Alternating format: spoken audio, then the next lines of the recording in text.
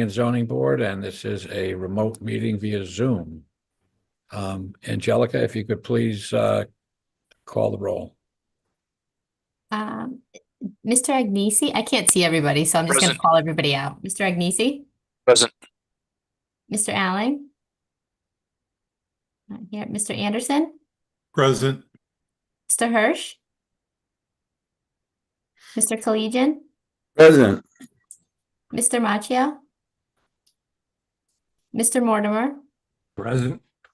Mr. Sadi, Present. Mr. Zaharides, Present. Mr. Kuish. I'm here as well. Thank you. If you could scroll the agenda, please, David.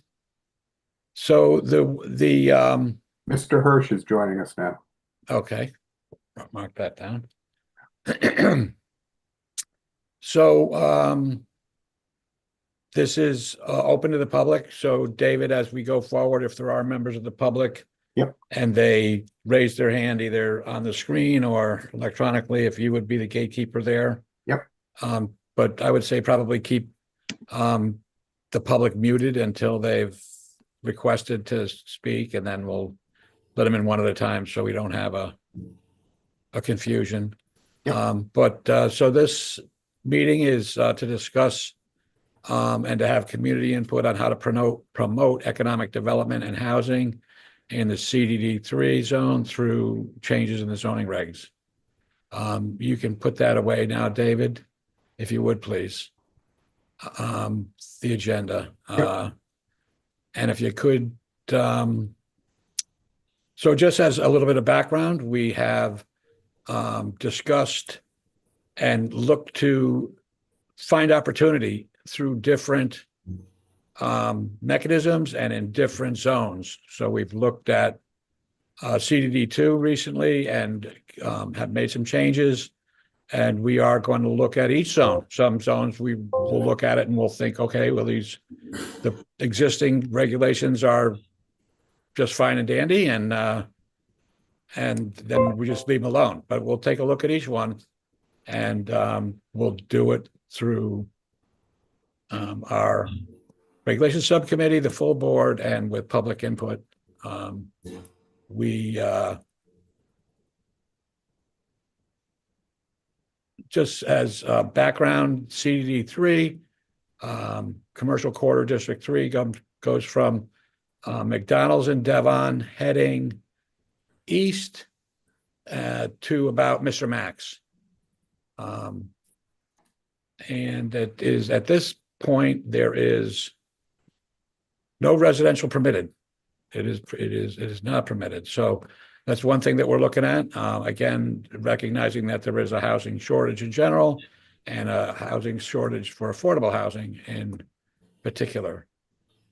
David, did you end up with some kind of a recap of our last meeting that you could share?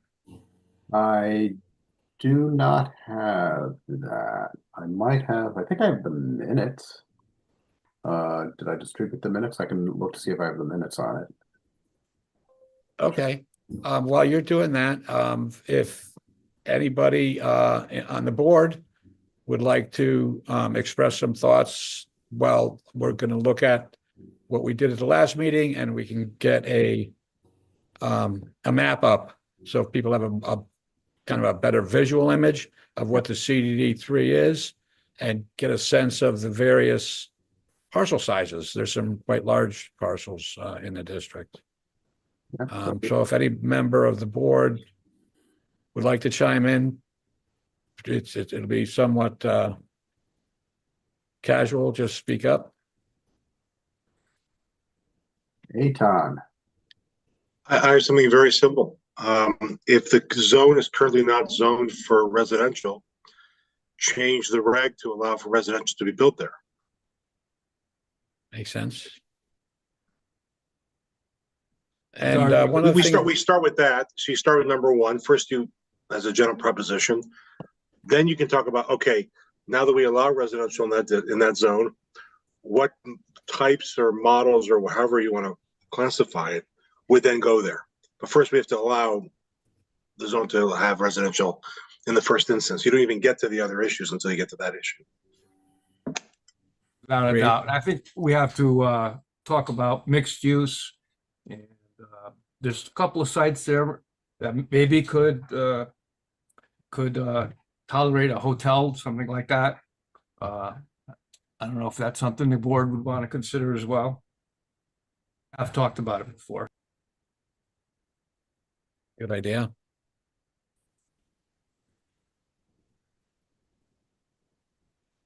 I have a question. Yep, John? Yeah, I would say I don't see much much reasoning behind changing the zoning as it is. This is a commercial corridor. The town needs commercial corridors. I say leave it as is. Unless we are potentially looking at modifying and permitting additional commercial uses, which is a conversation worth having. Yeah, I Yeah. don't think, It's all open to have the conversation. I think that one point that I'd make there is that to permit housing would kind of let the market decide. We're not going to prohibit the commercial that exists there. We're just going to add options to see if that can create some economic development for the city and increase the grand list. And if it doesn't make economic sense, then I'm sure developers would not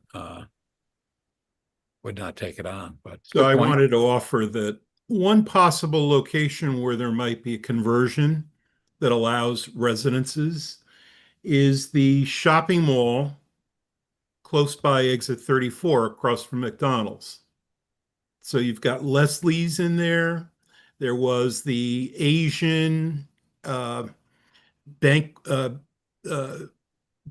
facility that was in there for a long time. I think Red Cross is in there. And there are office uses above that shopping plaza that could be easily, relatively converted to residential use. That would be an example where residences would make sense.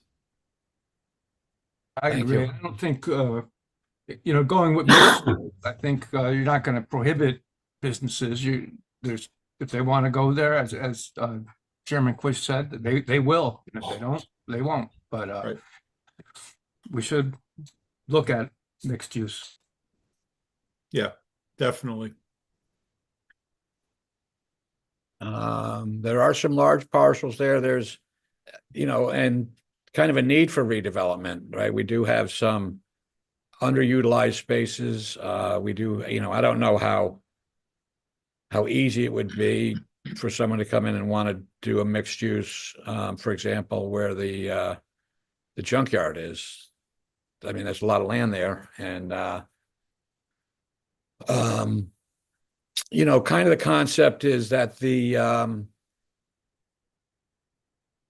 this could be, if we craft some cool language and try to put a carrot in front of developers, this could be like a gateway into Milford Center. And not to take away from Milford Center, but if it is fairly walkable, and it is really, I don't know what the definition of a transportation oriented district is in terms of how far away, but you're pretty close to the train station. I mean, I don't know, maybe a 10-minute walk. And if we incentivize residential and fairly dense residential, I think it could be a boon for downtown. More people able to just walk and participate in the stores and the restaurants and the activities. It just makes it a more robust downtown. I don't think it really is going to compete with downtown. I think it's just going to augment it. Just for the record, Angelica, we have Joe. Joe joined us as well as Mark Macchio. Okay. Thank you. It is walkable, and it's also on the bus line, so that'll bring you right to Milford Center as well.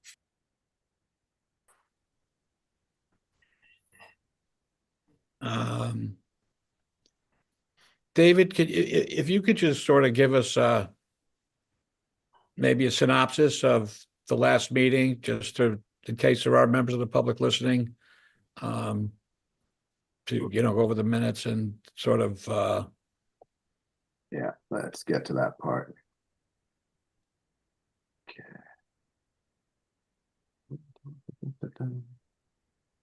Almost there.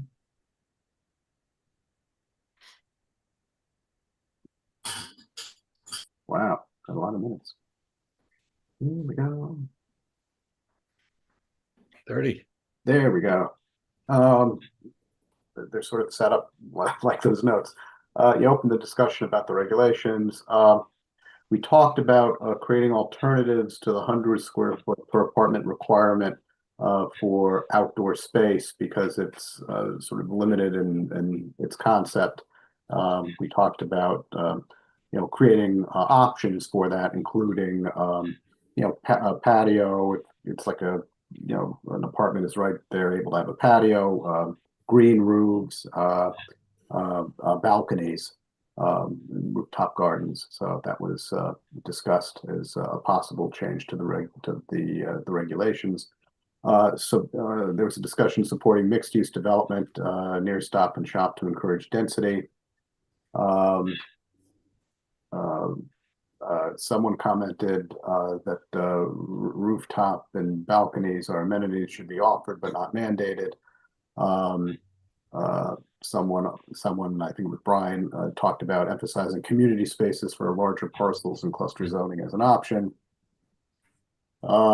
We had discussions about the CDD2 regulations, which we were looking to base the changes in this zone on regarding the creation of housing. And there were sections of the CDD2 regulations that wouldn't apply to this particular zone. And that was discussed. And there was a discussion about ownership of units, which we can't do anything about under zoning. But the thinking was, if the Board of Aldermen and the mayor's office, through some sort of development deal with developers, whether it's tax incentives or things of that nature, where you give developers an incentive for whatever the city's looking for. In this case, to promote home ownership. There was discussion about heights and some people discussed wanting some things that are actually taller here than you have in the CDD2 because of the lot depth, and there was concern from a member about a tall building overshadowing any adjacent homes and single family homes if they may be adjacent to that particular parcel. Well, thank you for that, David. And if we're looking at the whole zone, if we look at what is next to the train track, so if you're heading east, it's on the left side of the road, and at the fork, it's still on the left side of the road. That could accommodate a taller building, more easily than anything that bordered a residential neighborhood. Exactly. The train tracks are here. Yeah, one thought too would be that if we wanted to not tie things up totally, we could take height over a certain height be a special exception that would need a majority of the board, and it would need a specific public hearing about that proposal. So it would empower the board, this board or future boards, with some level of discretion. They could look at, okay, if it doesn't impact anybody, well, then why not get the height? And if it does, then the board could just deny it. So that's a thought. Any member of the board, it looks like we do have some people from the public that might want to speak. So I would say if the board has a chance to put any input before we start hearing from the public, that's fine. And then if not, then we just, if you would, to the general public, just sort of raise your hand like on the screen, or you can raise your hand electronically. And if you would try to keep your comments to about 3 minutes, so that we can let everybody be heard, and you will not be limited to just one chance to speak. So there can be a little bit of dialogue, but we won't really have dialogue back and forth between members of the board and the public, or the public and other members of the public, so we can sort of keep some kind of organization. But if anyone would like to speak, please let us know. And David, if you would be the gatekeeper, and if you would, just like we do on other meetings, just name and address for the board. And David, you will, I see Therese just raised her hand. Yep, so she raised her hand. You're on. Unmute. Unmute. Hi, I'm Teresa Eek, and I live at 47 Point Beach Drive. I'm hoping you all got the letter that I sent earlier today about some of the information that we've been able to get from over 30 community gatherings that All In for Milford has held with hundreds and hundreds of people in Milford. And the themes that come up on a regular basis about what people want in their community. And it doesn't matter what our topic is, the same things come up where people want deeply affordable housing, they want green spaces, walkability, accessibility, and I just think this is so wonderful, the CDD3 zone discussions that you all are having. And I so appreciate, it's a lot of work, and I appreciate all that you all do with this. And I keep thinking about that Stop and Shop parcel as I drive past it, and I'm like, this could be perfect. This could be like a prototype of mixed use residential, a green space. I mean, it could be like the jewel in the crown of that part of Milford, how we can do this. I don't know if any of you have ever been to Europe or other countries where, they have little squares and coffee shops, and people live above shops and everybody can walk. And I hear so many people saying, I wish we had that. We can have it. And I know there's a lot that you all can do as planning and zoning to encourage that. I mean, you can't make it all happen, but I really, really hope you'll keep that in mind. And I so appreciate your work. Thank you. Did you send that to? I did not receive. I did not see. I have it. I was going to distribute it after the meeting because people tend to give things on the day of the meeting that have to then get bundled. If we get it before the package goes out on Thursday, before the meeting, then you would have gotten it, but we got it today. So yeah, I didn't know that this was on the agenda on Thursday. So and I was fairly sure that someone from All In for Milford was going to be here. Really? And I thought that you might it wasn't a long letter that you might read it, but it will get distributed. Is it short enough you could put it up on the screen and we could sure. spend a minute reading it? Yeah, hold on one second. They Thank put the you. effort in to get it to us. Let's take a look. There you go. Yeah, hold on one I second. even reviewed how many community gatherings we've had over the last almost 3 years. Wow, it's been a lot.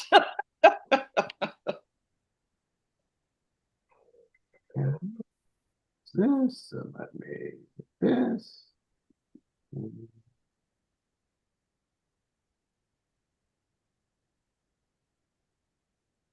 You see it? Yes. Mhm.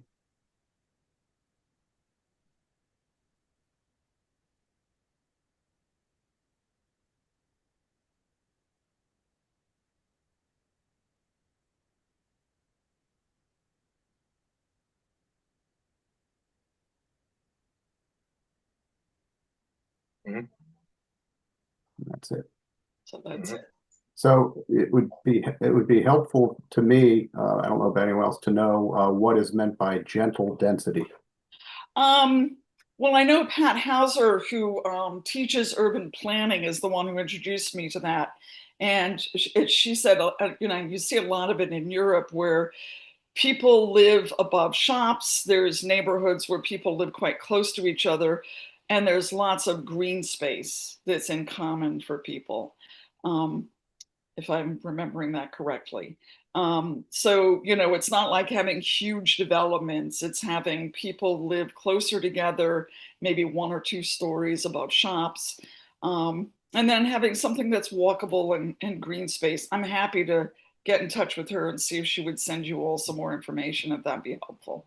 No, I just never heard that term before. That's why I asked. Oh, Okay, I saw a hand for, oh, hold on. We have several Sarahs. So Sarah of Alden for Milford, Sarah Bromley. Oh, we even have several of those. But yep, Sarah Bromley, 27 Norway Street. I was going to chime in on the general density. One of the things, the first time I heard of that was when I was like driving around Milford to see how ADUs changed or didn't change a neighborhood.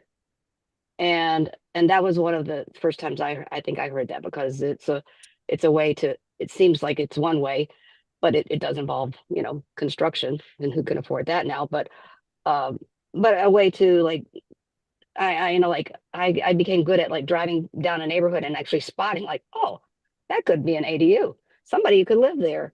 I wonder if they use that for that. But to the casual person who has not driven around looking for 100 of these, they wouldn't have ever noticed it. So that to me means gentle density as well, as a way to, you know, there could be people who have extra space in their homes, and even extra ADUs, or extra, you know, empty ADUs. And it occurs to me that even if that's 100 units, that's 100 units. And I don't know if that's actually even has anything to do with you all, but just another way to, like, just think outside the box, like I've heard some of you say. And then one thing we did a few years ago, I wasn't able to do it, but I thought it sounded really fun, was to actually like do what you're doing. It's like looking at a map, but also driving the areas and say like, well, that's a, you know, sorry, but that's a crummy looking little strip mall. Isn't there something else we could do with that? Or what could we, you know, just like thinking creatively, but actually seeing the space. Because a few years ago, people came back from that and said that after the trip, people had said, nope, we don't have any space, no space, no space. And I'm like, what? How can that be?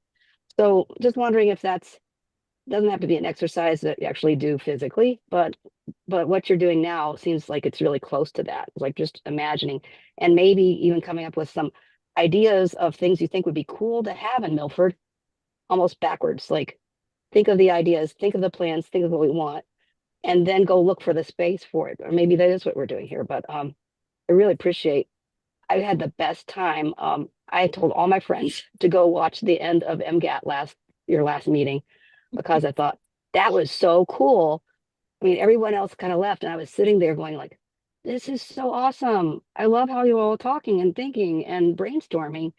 I just really wanted to say how much I appreciated seeing that. And I hope some of my friends did go watch the end of that MGAT. Thank you. Okay, the next person is Charles Montalbano. Hi, my name is Charles Montalbano. I live at 30 Revere Place in Milford. And last week I went to a presentation in Stratford at the Stratford Library that was billed as a local control presentation. And they were talking mostly about the bill number 5002 and kind of stripping it of some of its aspects. And it was a lot. They even said this. It was very much towns versus cities in terms of 830G and housing, and it got into basically them talking about local control. My point is, what you guys are doing, you folks are doing, seems like local control in a good way. You know, we're trying to determine how and where density is situated, but we're looking for density. So we're not trying to stop it. We're just trying to apply it in the right places and hopefully get it right. And I really love the path you're on, and I thank you for doing this. Well, thank you. I don't see anyone else at the moment who's got a hand up. So you'll have other opportunities. This isn't a one Yeah. shot. So So one thing, and again, speaking to what Charlie said, was that, and we've talked about this in a lot of different ways on the board, is that it's planning and zoning, and day in, day out, we're really more focused on zoning.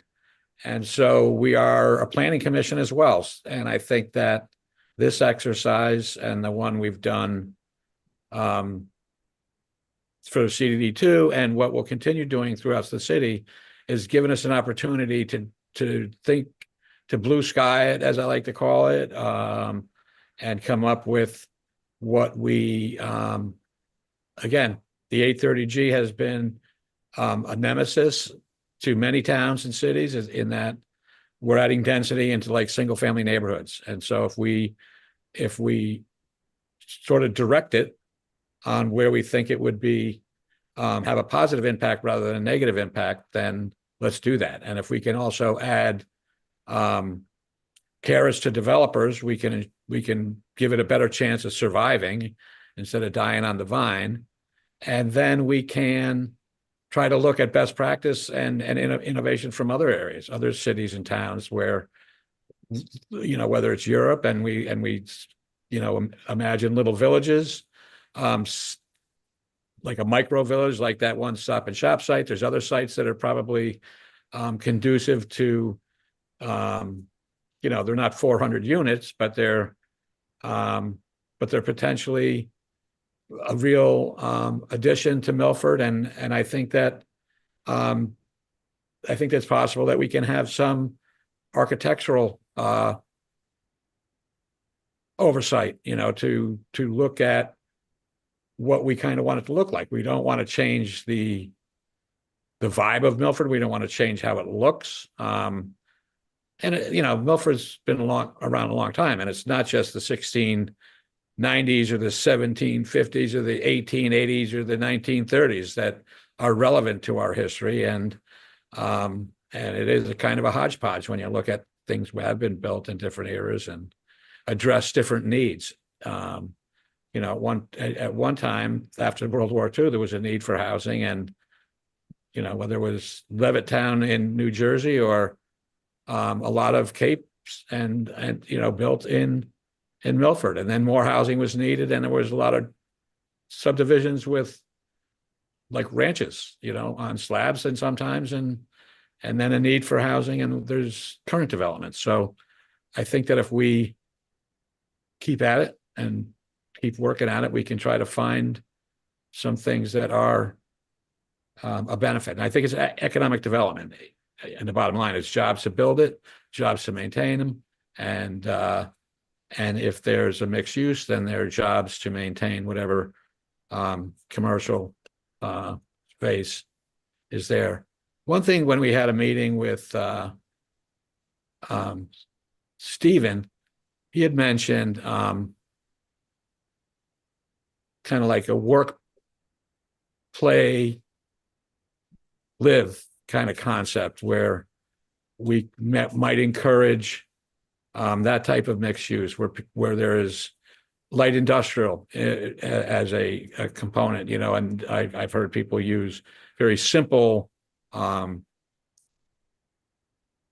concepts like, okay, if somebody wanted to be a leather worker and make belts and stuff out of leather, that'd be great to have, a place to have maker space to do that and to sell it and to live there, and then walk outside to catch some sun and go get a coffee at the coffee shop, all within a little development. So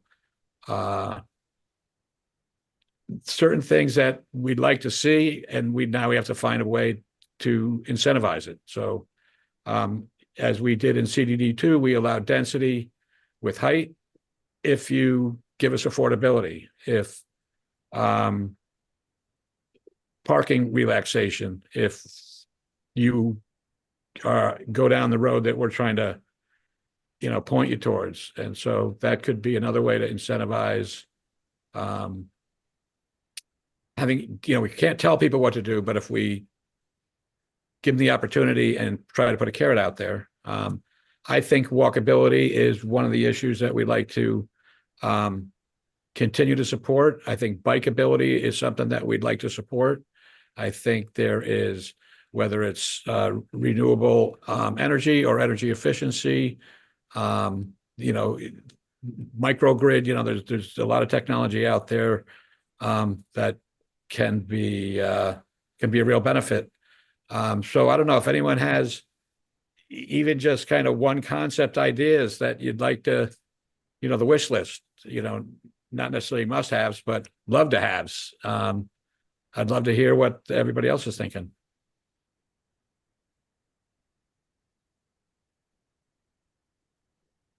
I've said it before. I agree with what you're saying. We need green spaces. We want to put housing along public transportation line, and that's what we have here. Mixed use, I think, is a must-have, and you don't want to discourage businesses, but we want to encourage housing. So, and I think they could live together in that design district, and I think we're barking up the right tree. I think we're doing the right thing. What's anybody's thoughts on height? Say if we're on a site on the north side of Post Road or Bridgeport Ave, can we go 100 feet? I know we have really tall heights for hotels in various districts. What's our typical restriction on height for hotels, David, if you recall? It depends on the zone. So I could tell you that the height restriction, the SCD, which is the mall and the Walmart site, is 120 feet. It's the same for the Housatonic Development Design District as well. But hotels is a use which are found in the, I think they're in the interchange district. I'd have to look. They're at least 60 feet based on what I can remember of, say, the Hyatt Place when that was built, and the one across the street from it. I can look. You want me to actually get you? No, just the general order of magnitude is fine. Yep, Etan.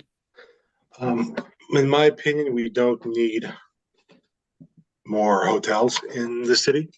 We need places for people to live. I think the space at the Stop and Shop is the first place we should look at. One thing about that space, which I think is intriguing, at least to me, is there's no frontage to the Post Road there. So you could build something in the back where the Stop and Shop is and not be, people living there aren't going to be hearing vehicular traffic that far away because it's set back from the main roadway. Plenty of parking there. Now, I don't know, personally, I prefer if it was owner occupied, but I know I don't have control over that. Well, I think my point is this. We've built so many rental units in this city in the last 10 years since I've lived here. The pendulum, I think, has to swing the other way. We need more, in my opinion, owner occupied. And so any discussion we have in terms of developing places for people to live must be done in conjunction with the mayor's office and with the Board of Aldermen for those carrots you're talking about, Chairman Quish, to incentivize owner-occupied development. I would love to see, personally, I'd love to see senior housing or downsized senior housing in that Stop and Shop area. David, can you think of a way to incentivize senior housing from this board? Or I know that this board has, I think senior housing is permitted in a yeah, it's allowed. R1, with certain restrictions. It's allowed in all the R zones. It's also allowed in the CDD2, and and I'd have to see if it's allowed in any of the other CDD zones. It very well may be.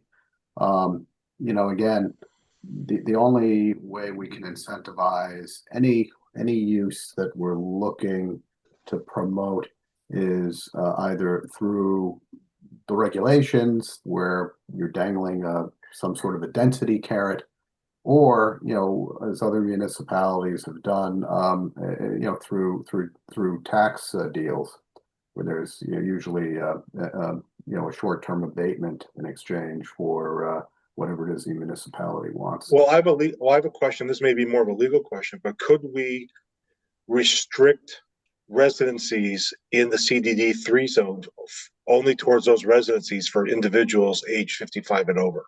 Could we legally do that? Well, yeah, that's a type of use. So if you wanted the only residential to be in that zone, to be 55 and over, then that would be the only residential use that would be added to that zone. You could do that.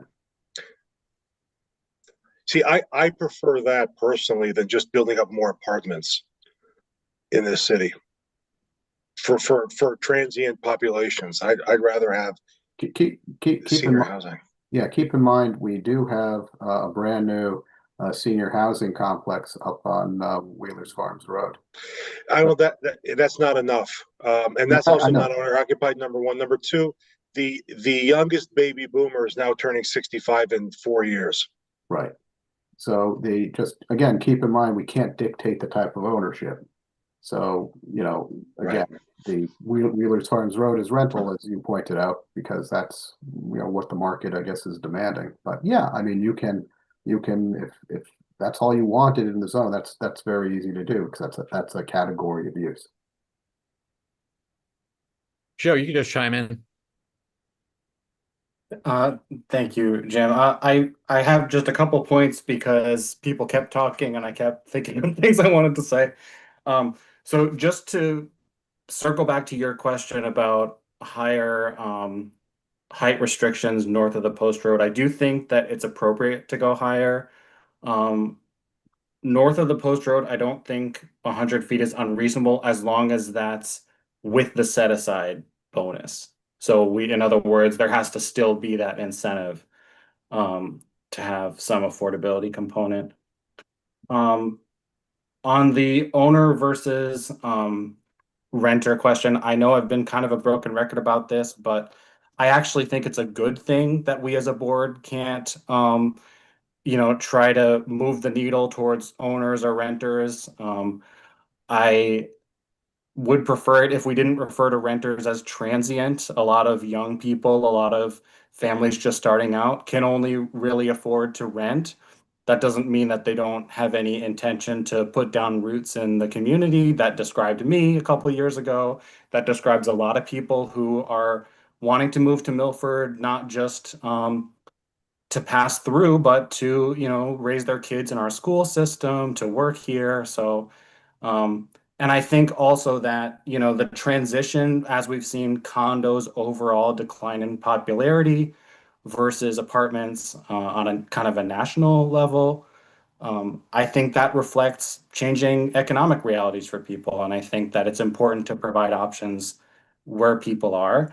And then the last point I just wanted to make was about the Stop and Shop, the old Stop and Shop Plaza, and I couldn't, before you called on me, find the subsection where it says that parking has to be behind the building, not in front, no parking in any front yard. And I wanted to make sure that that didn't apply to that lot because, and I think it's in, forgive me. That was our CDD2 change.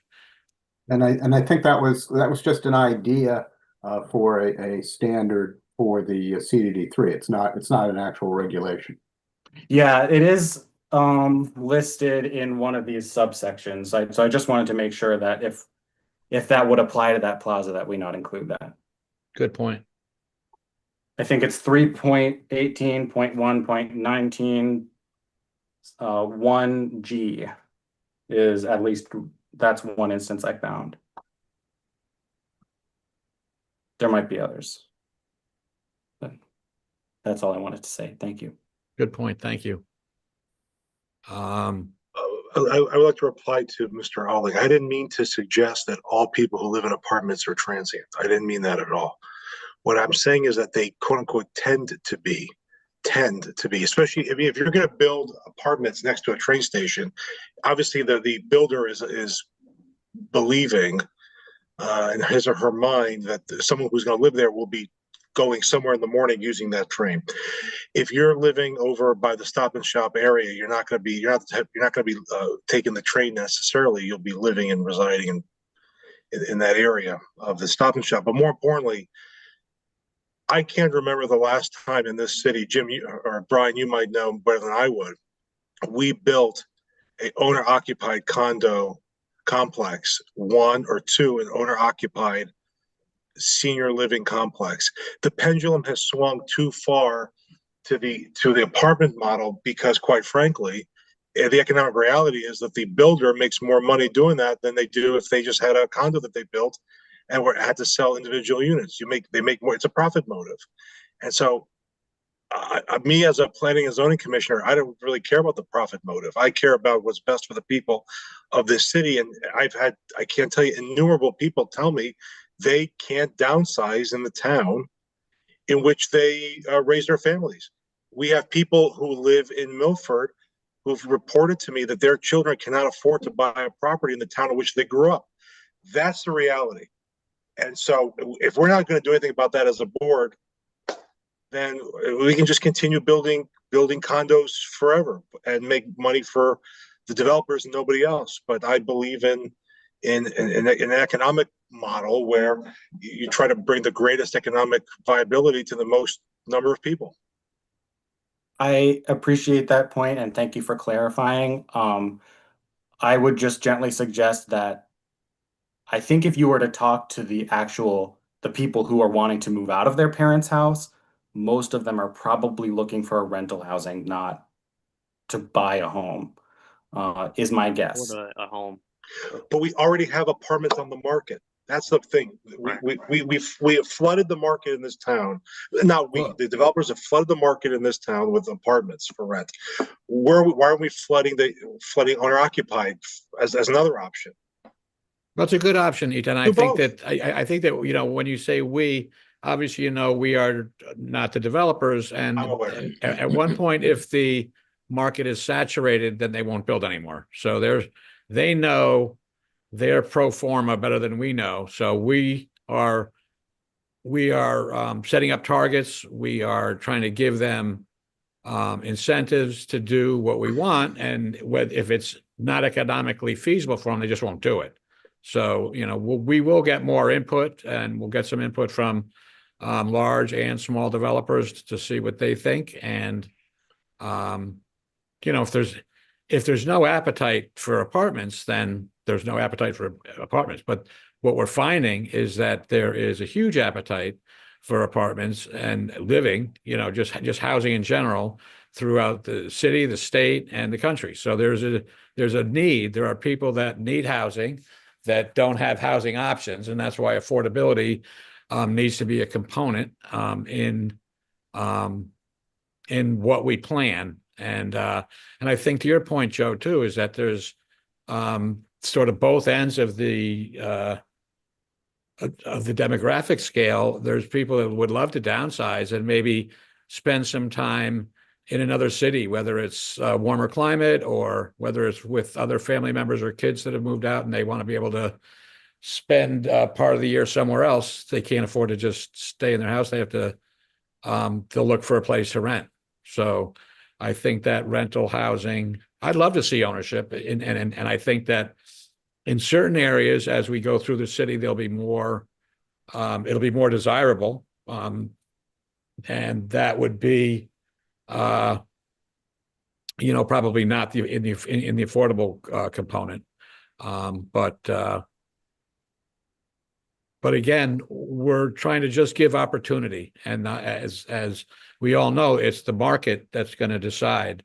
You know, the market will decide whether it's ownership or rental, and the market will decide whether it's mixed use or 100% residential. You know, these are things that we can permit it, but we can't mandate it. I mean, we can mandate it, but it won't be effective if nobody builds on it, you know, so it has to make sense to the developers.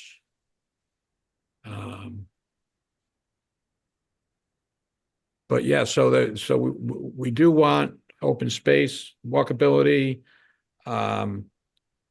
We do want, you know, the best energy technology as it fits. What else could we go on the wish list? Chicken in every pot?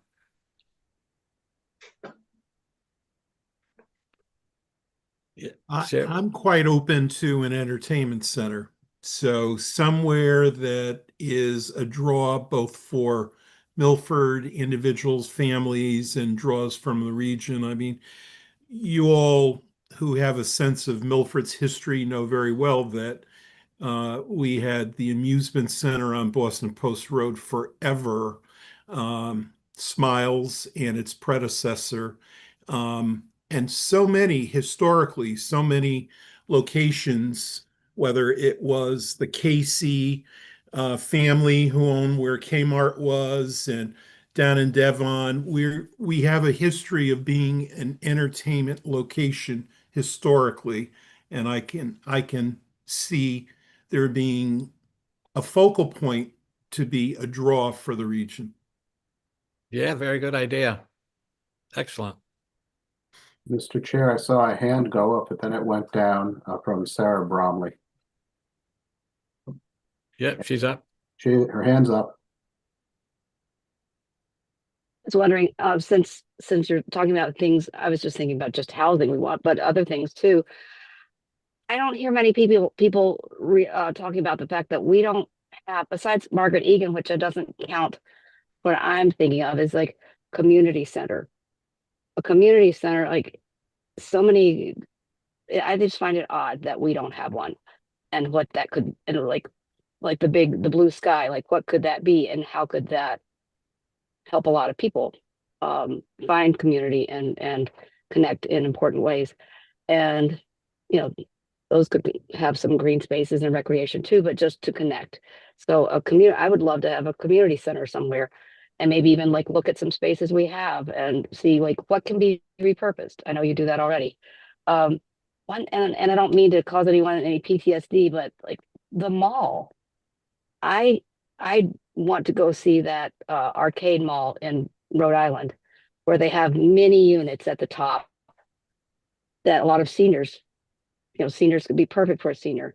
And then they have, oh, what do you call them? Like just all the other low floors below have all the services that those seniors might need. They don't necessarily need transportation or to drive, but they could have dentists and doctors and grocery all within the mall, hair salons, and they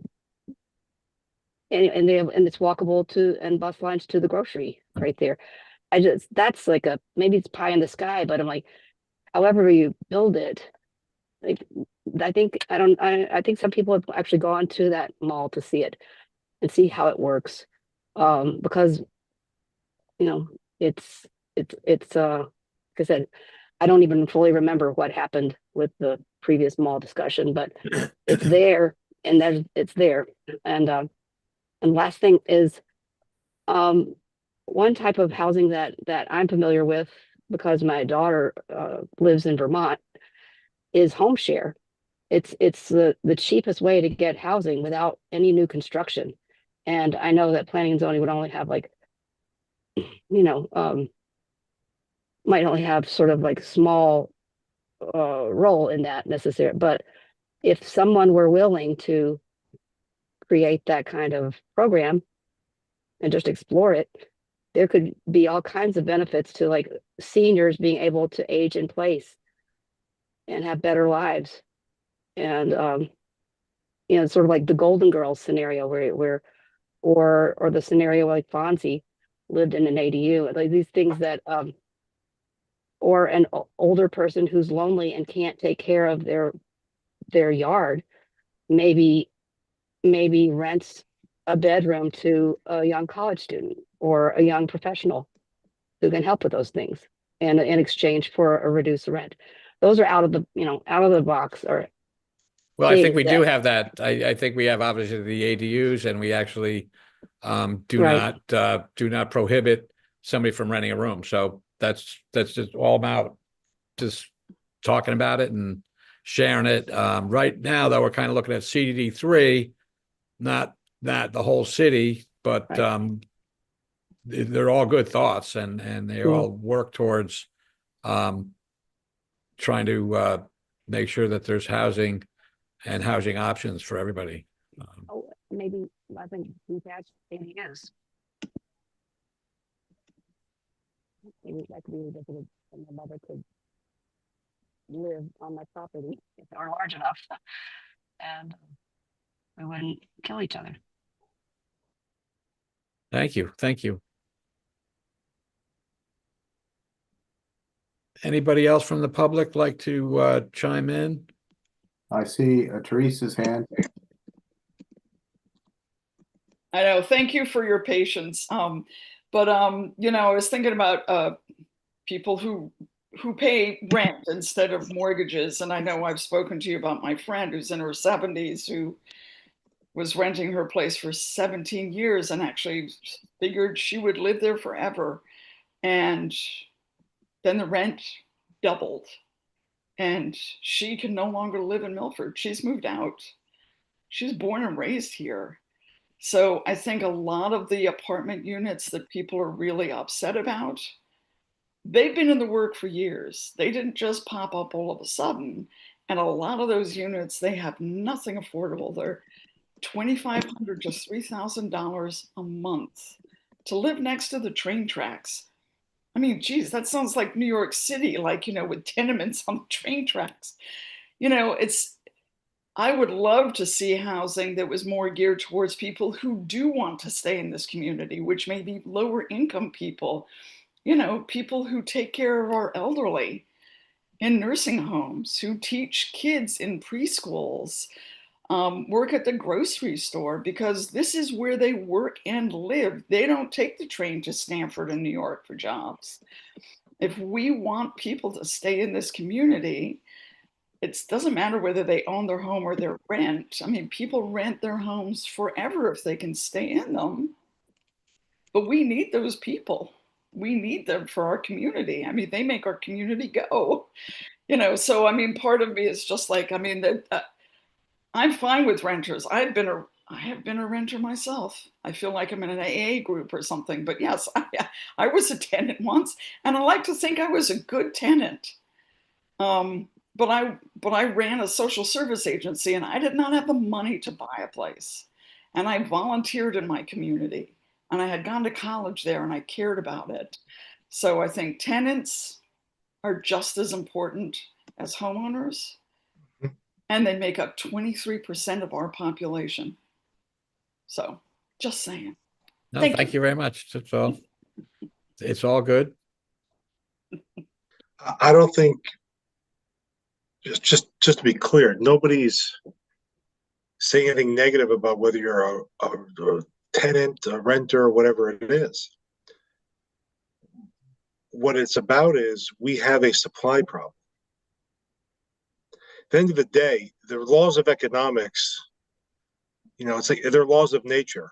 You can try to manipulate it all it's like gravity. You can try to manipulate it all you want, but it's a supply and demand as a law of nature. We just do not have enough supply. If somebody wants to buy a place, they cannot do that reasonably right now in the city of Milford. You can go to Zillow right now and look how many homes for sale on Zillow. Now go look at it 7 years ago. Completely different. That's your supply issue right there. So and then you take into consideration individuals who are older who would like to downsize. People need to sell their home because they need the money to live on. So they take the equity out of their house, they sell it. So if you have a house in Milford, I don't know what the average sale price is now in Milford, to say it's $500,000. If they get downsized to a place of $250,000, now they've got $250,000 of money to live on, and they have a place to live, and they worked their whole life and worked hard their whole life. Maybe they want to pass something on to their future heirs. So I mean, there's many different there's many different anecdotes from many different people, but I think we've gone too far in my opinion, too far to the renter. In my opinion, in Milford, that's just my opinion. Okay. Paul? Good evening. I'm Paul Jorgensen of 246 High Street in Milford. I just have to say I'm really excited about this conversation. Thank you all for having the conversation. I think it's one that all towns and cities should be having right now. And just to talk about the mixed use aspect of this zone. When I think of mixed use, I'm thinking of not only commercial and residential, but I'm thinking about mixed use in the sense of developments that some would be ownerships, or at least geared toward that potentially, or some might be geared toward apartments because that's what's marketable right now. But I think one of the things that is missing in our economy is the traditional starter home. Yes. You don't really hear that. You Yes. you hear homes in the 1940s, 50s, 60s. There was always the concept of you buy a starter home and then you move up from that. And so no one buys one home and lives in it their whole life. They might have a starter home, then they move up to a family home, then they downsize. So there's so much wisdom in that discussion of, well, why can't the young people and other people afford houses? Well, because there isn't the market for starter homes right now. And I think part of how we can encourage this as a city is by allowing different size units. So we can have small units, and some may be ownership in the future. But again, right now, if we have different sizes of units that are not as restrictive, because I know sometimes in zoning restrict sizes of units, things like that. I think to mix sizes of units, number of bedrooms, things like that, that would encourage options for people starting, young adults starting out, families, and elderly as well. So that's starting with the mixed use discussion of we mix not only residential with services and places of employment and businesses and shops and things like that. And then, of course, to kind of bring it all together, when we talk about gentle density, I think we're talking about walkable density. So places, if you have apartment units or a little bit tighter density of residential, and you allow for and really promote the walking of the district, then the density isn't creating congestion. It's creating really a very livable situation, and that's part of this CDD3 zone. Is it's a wonderful transit corridor that will support transit use, but also walkability from one node to the next. So anyways, I just want to say that I think it's a wonderful conversation, and I think really something like this is really right on the right track for Milford. So thank you.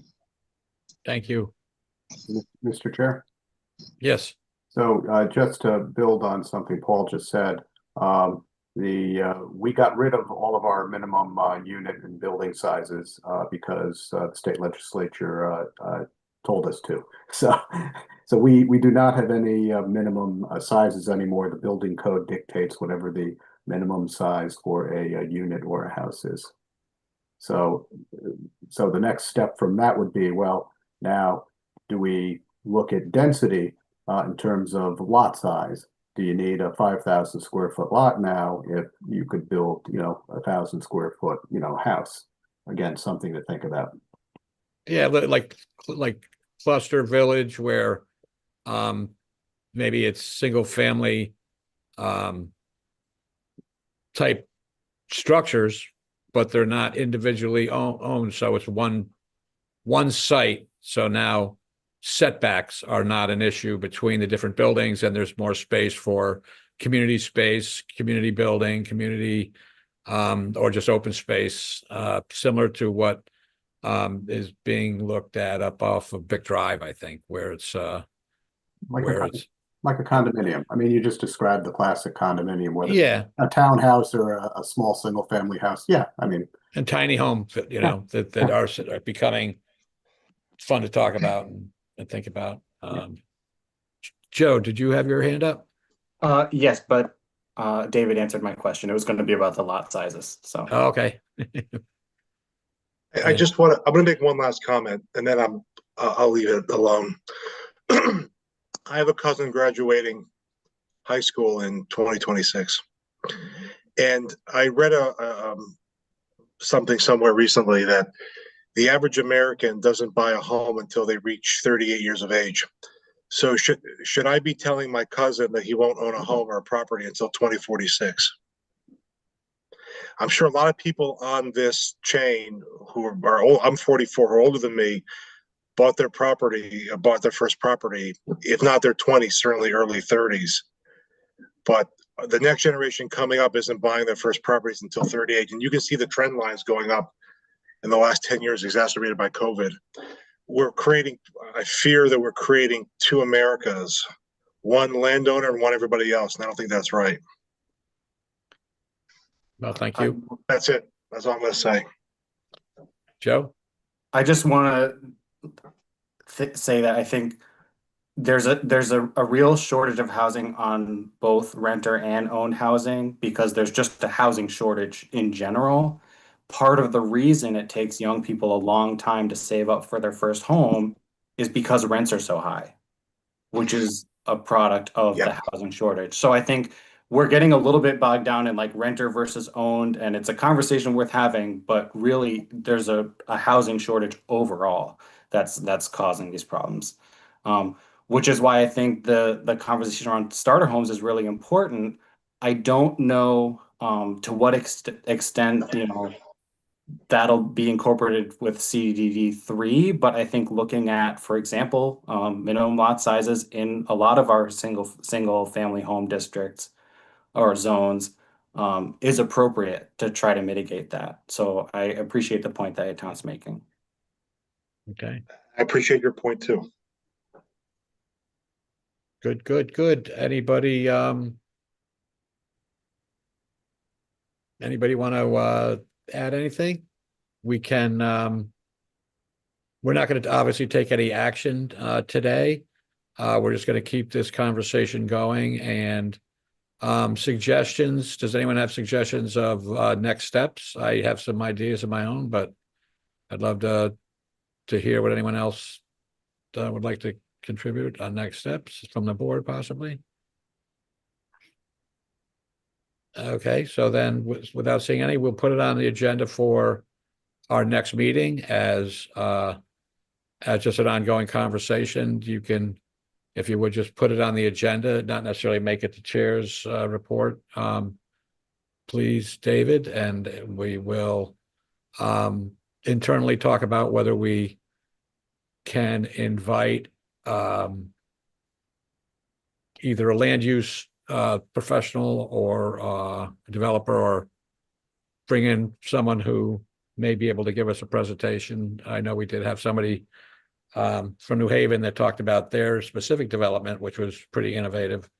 But if we can maybe get one or two people with an outside perspective and some expertise to weigh in on the conversation, and then at that time we'll see if we want to craft language to consider as a zone change. Again, everyone is encouraged as they think about stuff to get it to David. He will create some kind of a spreadsheet sort of thing with ideas that will help us pick and choose from the various ideas when we get down to considering final language for consideration. And then once we get that point, we will share it with the stakeholders and see if we can get something to happen. If there is there's really nothing else on the agenda. There's no minutes to vote on, so I say without objection, we are adjourned.